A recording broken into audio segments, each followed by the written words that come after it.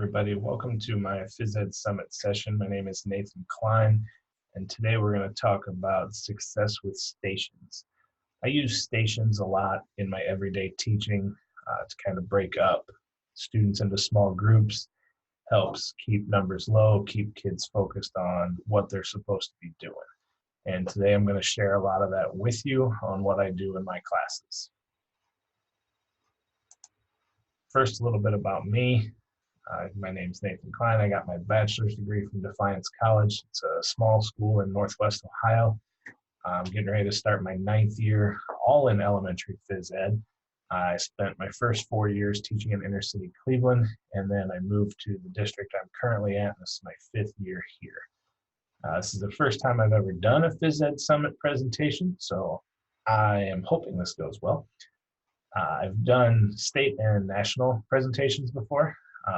And if you want to follow up with me and ask questions about this presentation, my Twitter handle is PE with Mr. C.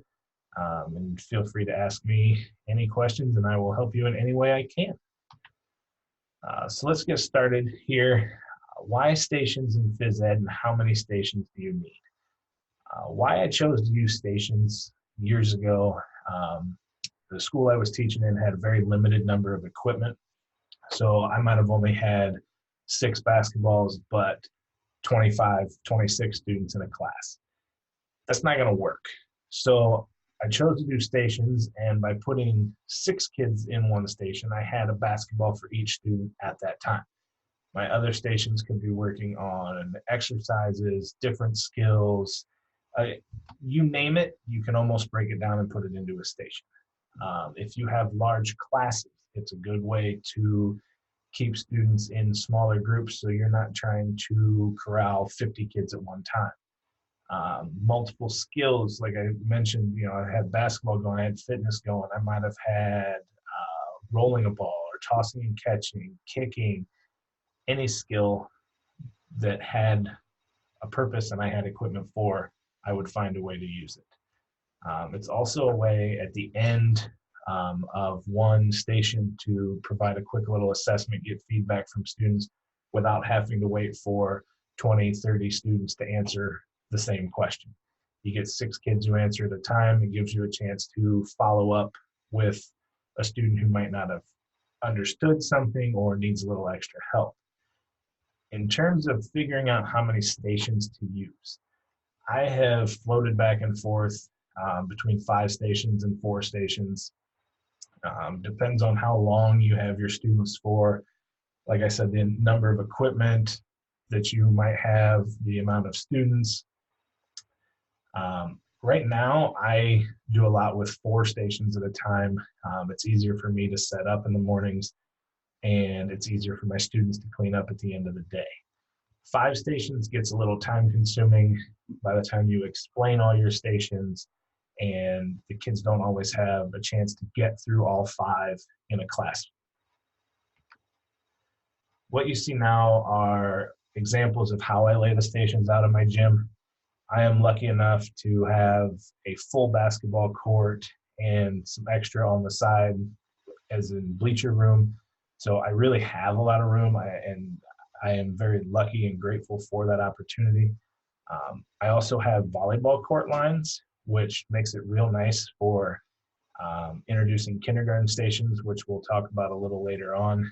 And it also sets good boundaries for my stations without having to put out a large amount of cones. So you can see on the left, an example of a 4-station design in my class would be line jumps in one station, working on rolling here in the middle. And then our station 3, we would have bounce and catch. So a student would just bounce a ball, catch with them to themselves. Station 4 would be hula hoop.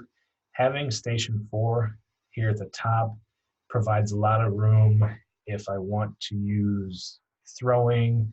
If you want to use kicking, it gives you a larger area to allow the necessary room for that type of station.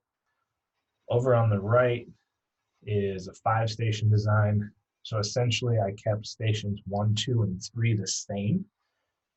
Station 4 is still hula hoops, but notice it gets half the space. And then I do a game with my students. I believe I found it on Twitter. I'm not sure who posted it, and called it Noodle Drop.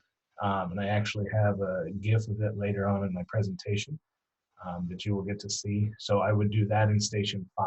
And again, it needs a little extra room. So putting it out on the side here gives the students enough room to move without being in somebody else's way.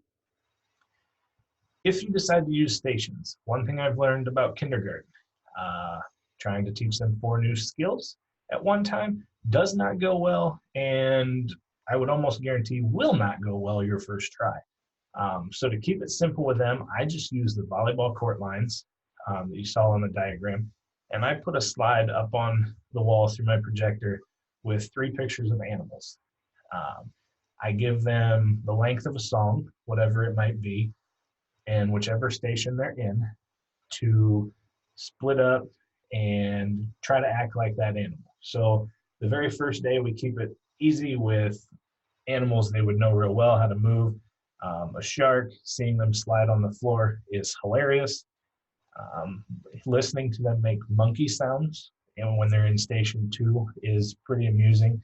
And the best part is watching them try to walk like a penguin, because you're talking 5-year-olds. It's pretty funny. And then we might move on the next day to different animals, where I included my dog here in number 1. But I allow them to just have fun without really worrying about stepping with the right foot or hitting their target or doing whatever the skill is that we'll progress to later. At the end of the music is when I make sure I get them all lined up in their station. They all point to where they're going next. So that way I know that they know where they're going. I know they're ready. And we probably do these animal stations for about 2 weeks. And they'll get a different set of animals every time they come in. Some really test their knowledge. I've put up random animals before. I think last year I used a grasshopper just to see how they would try to reenact what a grasshopper would do.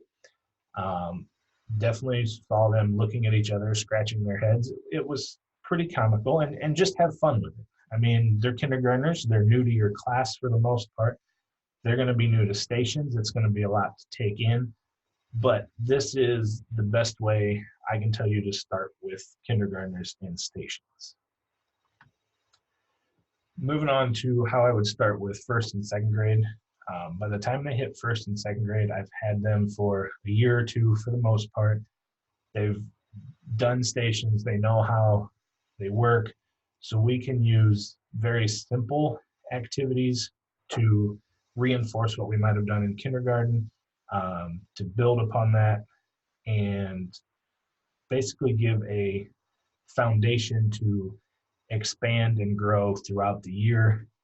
So starting with rolling a ball, we just focus on that opposite foot going first, bouncing and catching, line jumps. The reason I do line jumps instead of jump rope right away is a lot of my students have trouble jumping with both feet in order to do a jump rope. So I do a lot of jumps and games that require both feet moving together to kind of make that a move that they don't really have to think about when it comes to jump rope. Then from here, you can expand on any station at any time. So you see here, I went from rolling a ball to bowling, single hula hoop to double, bounce and catch with your hands. We now added a scoop, jump rope instead of line jumps. What I will say is when you start to expand, I make sure I go over any new station with my students before they get started for the class. If you change all 4 at once, it takes a lot of extra instruction time, and trying to get students through all 4 stations in class, if you have the assessment piece going that day, it gets very time consuming. They may not always make it. And so I try to only change 1, maybe 2 stations at a time. And if we have time left over at the end, I always allow students a free choice of a station. Now, they all know that there's only so much equipment in a station. If it's full, they have to choose to go somewhere else. It's just a way to allow extra practice at the end of class. My next few slides here are going to share with you a bunch of the gifts I use in class to show how I would progress through stations for different activities. We start with rolling a ball here. Like I showed you, I keep it very simple with rolling a ball to start. Then I would progress to bowling. And the only reason I go 10 pins instead of 1 pin is because better chance of success at hitting one. Then we would move to aiming for 1 pin, and we would also talk about the head pin when we are bowling, how it is important to hit that very first pin. And sometimes we go back and do bowling again. Sometimes we continue to move on. My last one I would use down here in the corner, stopping the ball in the hoop, really teaches effort, force, and trying to get students to understand just how hard or how soft they need to roll a ball, because it's not about always knocking bowling pins over. So you can't roll it as hard as you can. And I believe you'll actually see this gift later in the presentation with something else we do that's kind of fun. Same thing in terms of tossing and catching. Start very simple to ourselves. Then we progress to off a wall. It gives a little different angle coming back to the students to work on catching. And then we go to a partner. And for a little fun at the end, we add in scoops just to give that different element to catching. Throwing and catching, very similar. I do a lot of work with the mechanics of throwing, stepping forward, point to your target, getting your arm up, and following all the way through. If you have students who struggle with stepping with the opposite foot, something I started doing is putting wristbands kind of around their opposite ankle. This year we're going to use slap bracelets because they stand a better chance of fitting all students. So if they have a hard time, it's a good way to give them a visual cue of which foot they need to step with. From simple throwing, we would progress to a hoop throw. I have cones that'll hold hula hoops upright, and it gives the students kind of a designated target to throw to. From there, we would work with a partner. And then again, this is a different way you can add scoops in to give a little bit of an extra challenge and kind of push those students. Basketball skills. Having elementary students, I don't teach a lot of shooting. I do a lot more skill work, keeping the ball under control, because everybody thinks they can shoot the basketball from anywhere. And even when I have my 3rd and 4th graders, I keep them probably inside 10 to 15 feet. So a lot of what you'll see in my class for basketball stations, ball handling, dribbling practice, and then simple passes, chest pass, bounce pass with a partner.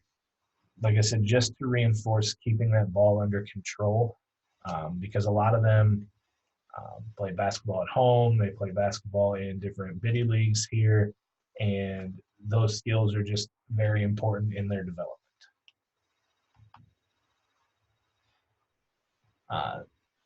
I do teach sport stacking with speed stack cups.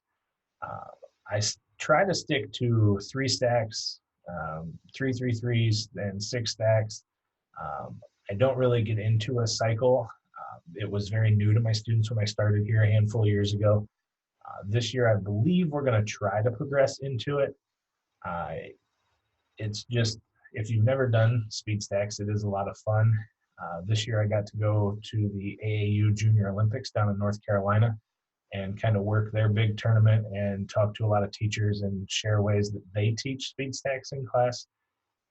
But sport stacking is just great for hand-eye coordination and working kind of competitively because you want to stack faster than your friends.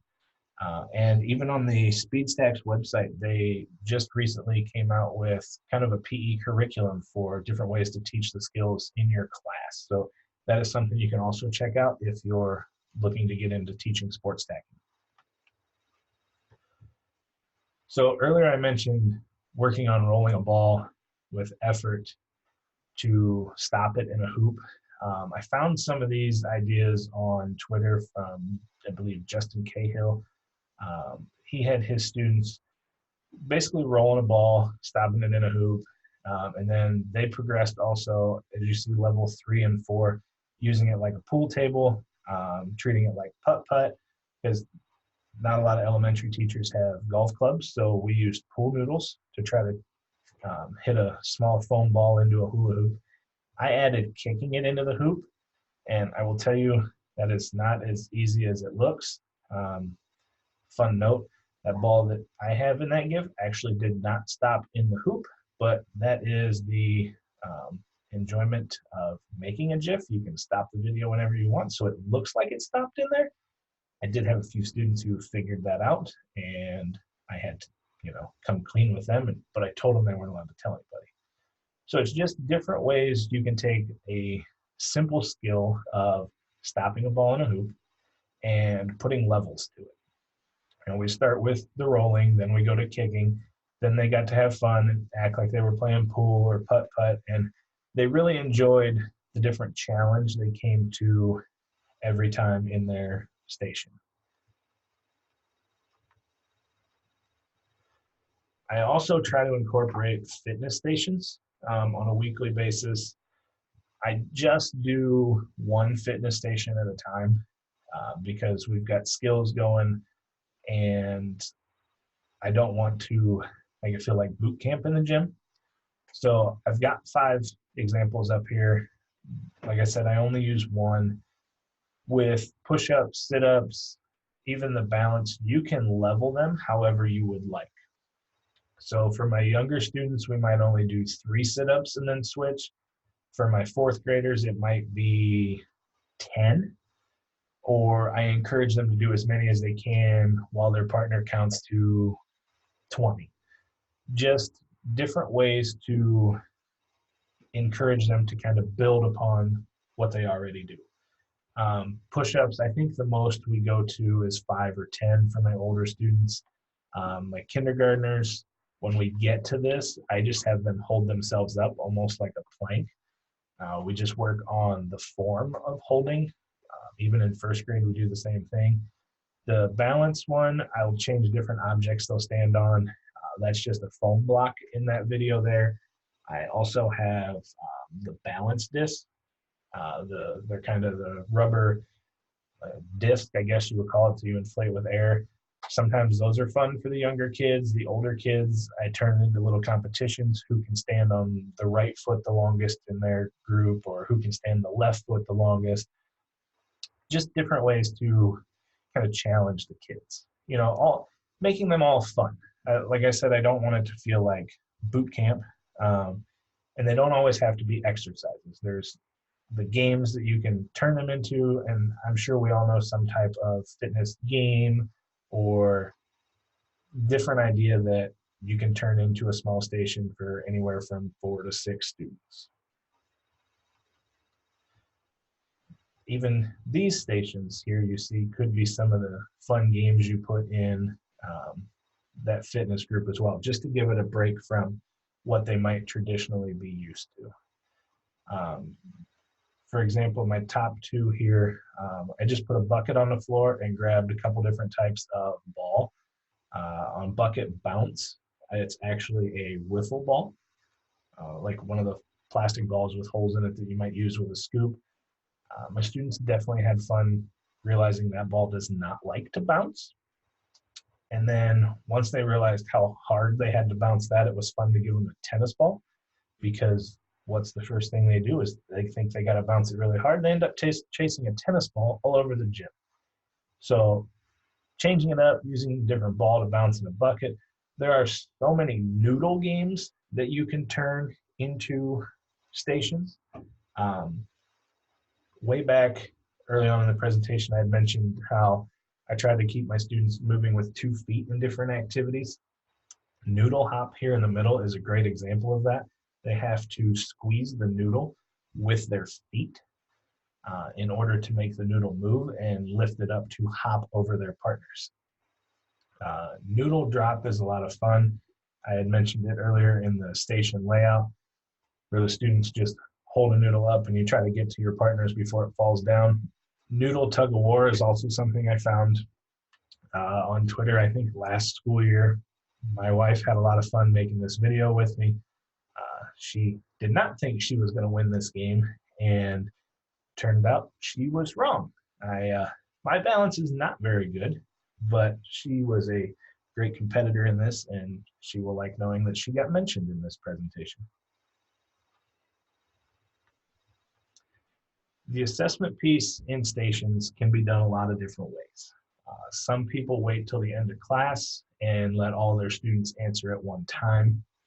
What I like to do is take a rolling whiteboard, if you have one. If not, a Plicker card can be used at the end of class. If you don't know what Plickers are, it is a very easily accessible scanned assessment that the students can pick their answer from multiple choice.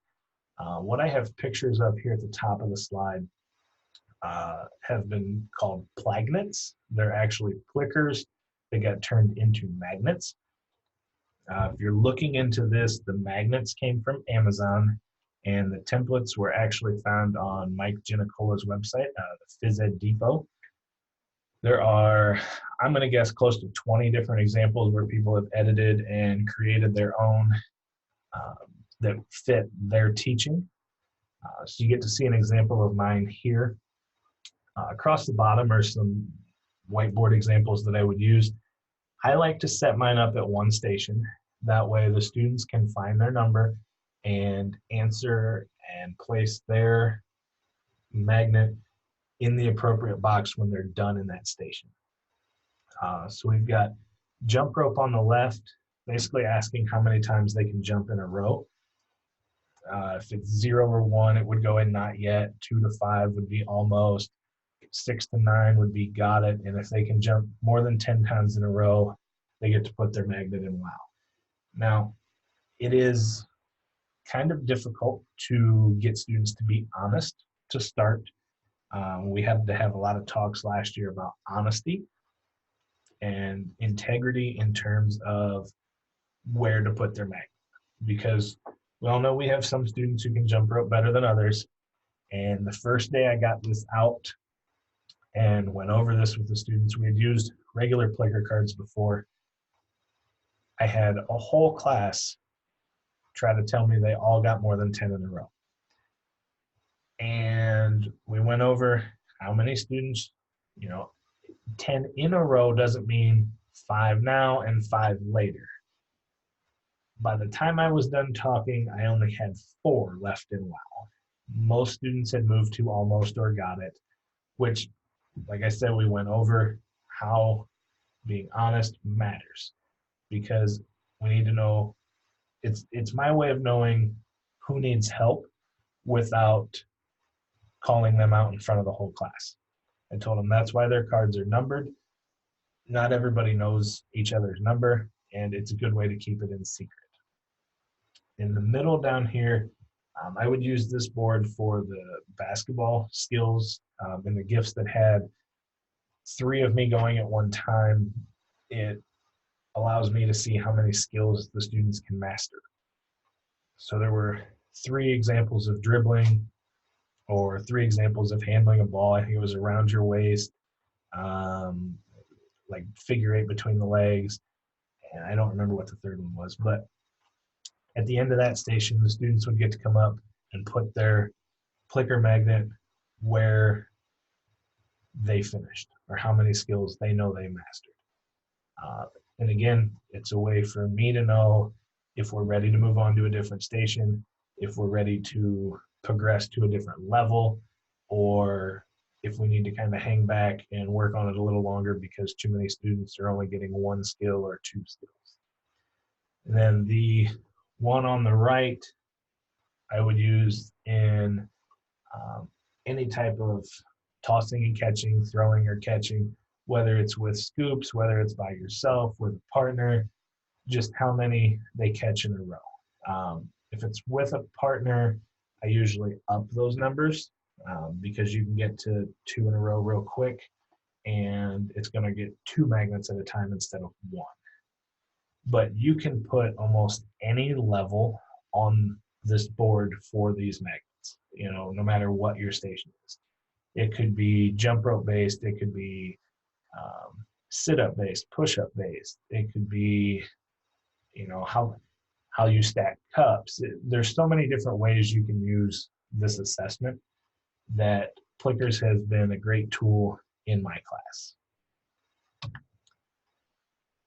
That is pretty much it from me. I want to give a big thank you to SB Chat for hosting the Phys Ed Summit.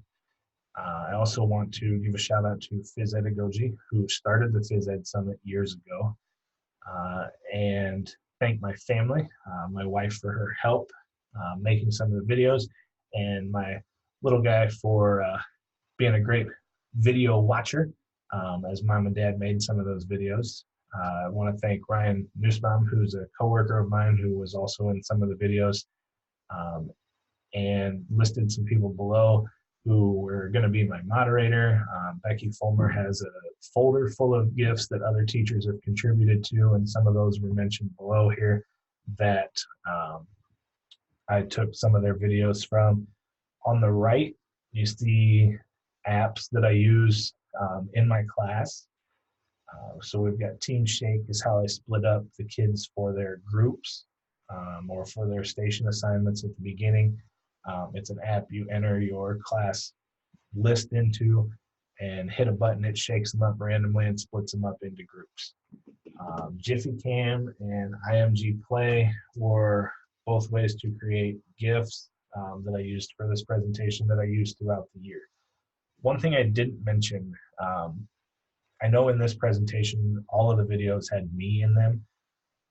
If you can, make the GIFs with your students.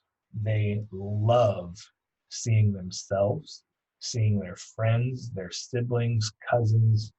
They love seeing other students up there on the wall. It is a huge morale booster, seeing their peers. I had a 4th grade class last year that was getting ready to do noodle drop, and a couple of the students were struggling with it, and they finally got it, and they looked at me and they said, "Mr. Cline, we don't know the students in that video." And I said, "Well, guys, those are my 1st graders doing this." They just looked at me and they looked at each other and they said, "I can't believe it took us this long to figure it out." They said, "Those guys are really good up on the wall." So it's a great way to build support throughout the school, seeing classmates, siblings, and friends up on the wall doing the same thing you're doing. Plickers, the assessment piece we talked about at the end, the one with the 3 little characters in it, that is V-Clone. That is what I use to do the basketball ones where there's 3 videos of me. It kind of simultaneously records you standing in multiple spots and overlays the videos together. And then Twitter has been a big help in learning about the Phys Ed Summit, becoming a part of the Phys Ed Summit, the different chats that go on in the evenings, and it's just a great community to share and learn with any time of day, any time of the year. So again, I included my Twitter handle down there at PE with Mr. C.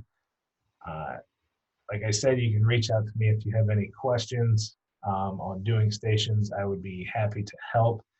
I hope that some of you were able to take something away from this presentation that you can maybe take back to your class. And thank you very much for watching. And I hope you enjoy other sessions in the Phys Ed Summit.